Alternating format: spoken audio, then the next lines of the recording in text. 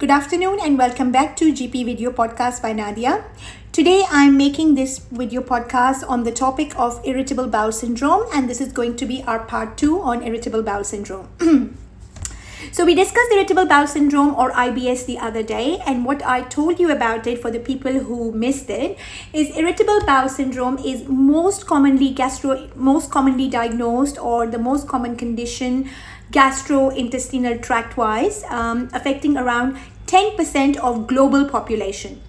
So what is irritable bowel syndrome? It is a functional bowel disorder, which means that there is no organic or structural lesion in the colon. It's just a functional bowel disorder characterized by chronic or recurrent abdominal pain and with changes in bowel habits. So alternating bowel habits, diarrhea, alternating with constipation.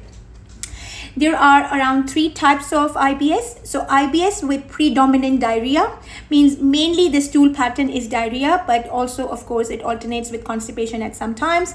IBS with predominant constipation. So mostly the patient is constipated, but with sometimes of diarrhea as well. And mixed stool IBS, which means sometimes constipation and sometimes diarrhea. So they both are present in almost around equal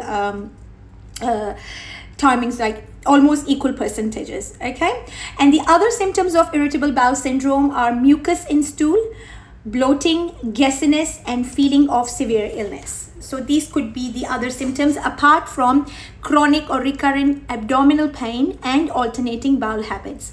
I also spoke about the thing that some of the clinicians think that this is a diagnosis of exclusion. So what it means is basically they would like to rule out all the other structural or organic colonic lesions, like let's say irritable bowel disease, which is ulcerative colitis and Crohn's disease, polyps, or colon cancer. They would like to exclude that first, and once everything is excluded and they have no other cause or no other reason of for these symptoms, then they will label it as an irritable bowel syndrome.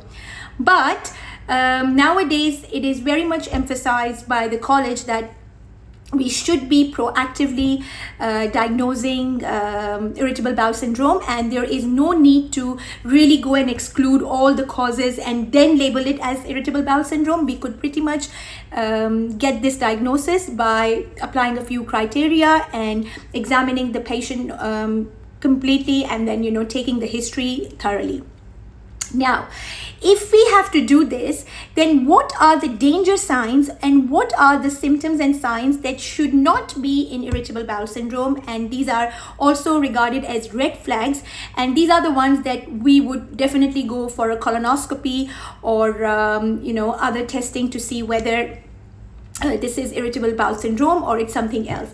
So the danger signs for other conditions including colon cancer, irritable bowel disease such as ulcerative colitis and Crohn's disease. So irritable bowel disease is different from irritable bowel syndrome because irritable bowel disease does have problems or structural or organic changes in the lining and musculature of the colon, which you can find on the colonoscopy. Fecal calprotectin is another test. Fecal calprotectin is another test that we do on the stool, and if that is positive, that is also indicative of irritable bowel disease. And even on the CT scan you can see irritable bowel disease.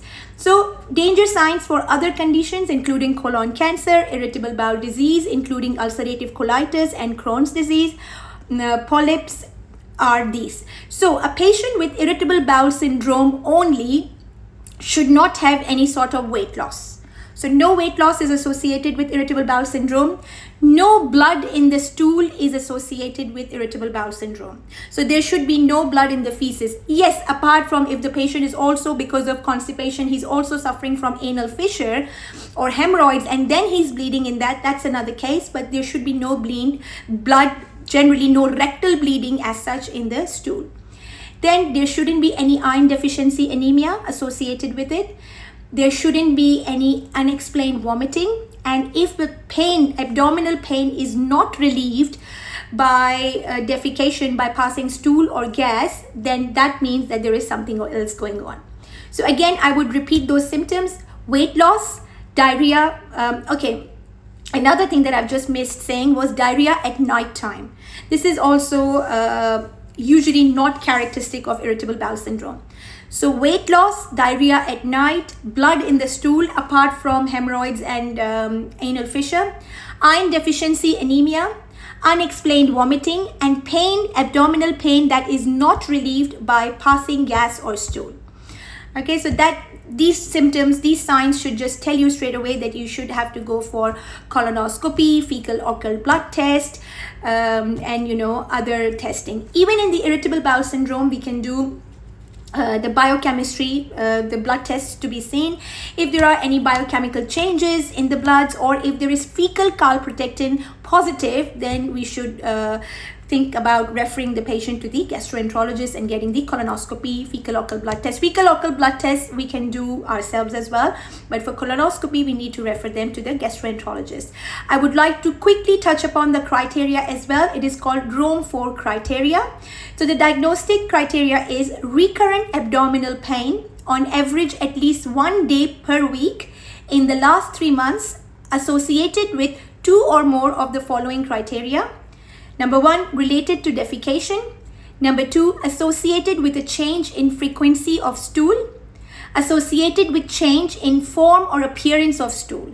So with 2 or more, not only 1, either, like there are only 3. So related to defecation, associated with a change in frequency of stool, and associated with a change in form or appearance of stool.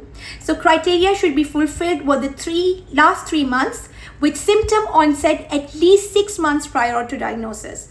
Criteria fulfilled for the last 3 months, with symptoms onset at least 6 months prior to diagnosis.